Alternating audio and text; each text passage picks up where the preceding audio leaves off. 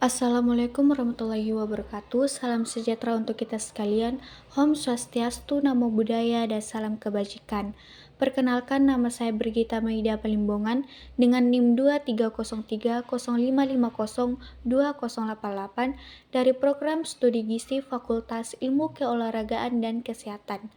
Di sini saya akan membahas mengenai konsep dasar timbulnya penyakit melalui metode jaring-jaring sebab akibat. Konsep jaring-jaring sebab akibat dalam epidemiologi menggambarkan bahwa timbulnya suatu penyakit bukanlah hasil dari satu faktor tunggal, melainkan interaksi kompleks dari berbagai faktor yang saling mempengaruhi. Konsep ini menawarkan pandangan yang lebih holistik dibandingkan dengan model sederhana yang hanya melihat satu penyebab tunggal. Pertama-tama, apa sih yang dimaksud dengan jaring-jaring sebab akibat dalam konsep dasar timbulnya suatu penyakit? Jadi, jaring-jaring sebab akibat merupakan sebuah model yang menggambarkan interaksi kompleks antara berbagai faktor yang berkontribusi pada timbulnya suatu penyakit. Kemudian terdapat pula ciri-ciri utamanya. Yang pertama, multifaktorial, yaitu penyakit terjadi akibat interaksi banyak faktor, bukan hanya satu. Dua, interaksi, yaitu faktor-faktor saling mempengaruhi satu sama lain, sehingga efek gabungannya lebih besar daripada efek masing-masing faktor secara individu. Ketiga, dinamis, yaitu jaring-jaring sebab akibat dapat berubah seiring waktu dan tempat. Kemudian keempat, kompleks, yaitu hubungan antara faktor-faktor seringkali tidak linear dan sulit diprediksi. Terdapat pula jaring-jaring sebab akibatnya bisa mencangkup pertama faktor biologis, yaitu genetik, usia, dan jenis kelamin. Dua, faktor perilaku, yaitu merokok, diet tidak sehat, dan kurang olahraga. Ketiga, faktor sosial, yaitu tingkat stres dan dukungan sosial.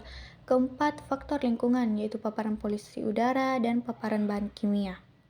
Nah, dari memahami konsep jaring-jaring sebab akibat tersebut, terdapat pula manfaatnya. Yang pertama, pencegahan yang lebih efektif dengan memahami berbagai faktor yang berkontribusi pada suatu penyakit. Kita dapat mengembangkan strategi pencegahan yang lebih komprehensif.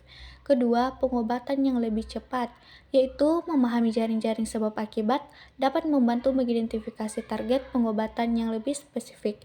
Kemudian ketiga, penelitian yang lebih mendalam, yaitu konsep ini mendorong penelitian yang lebih kompleks dan holistik untuk memahami mekanisme penyakit. Kemudian keempat, kompleksitas, yaitu jaring-jaring sebab akibat sangat kompleks dan sulit untuk dipetakan secara lengkap.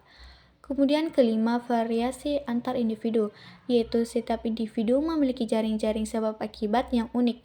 Kemudian keenam, sekaligus terakhir, yaitu efek interaksi yang sulit diukur, yaitu sulit untuk mengukur secara pasti kontribusi setiap faktor terhadap risiko penyakit. Nah, dari materi yang saya paparkan terdapat pula kesimpulannya, yaitu konsep jaring-jaring sebab akibat memberikan pemahaman yang lebih mendalam tentang bagaimana penyakit itu timbul.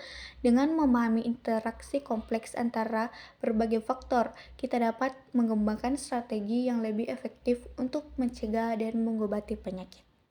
Baik, itulah pemaparan materi dari saya. Saya ucapkan terima kasih. Assalamualaikum warahmatullahi wabarakatuh dan salam sejahtera untuk kita sekalian.